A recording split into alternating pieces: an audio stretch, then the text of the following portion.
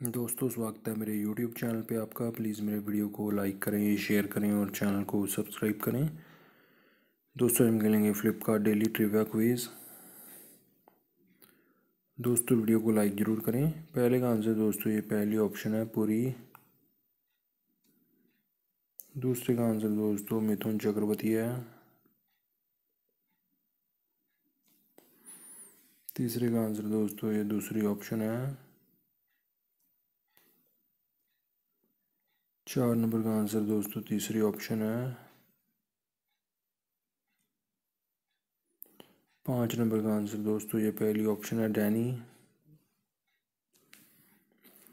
दोस्तों वीडियो को लाइक करें, शेयर करें और चैनल को सब्सक्राइब करें। Thanks for watching.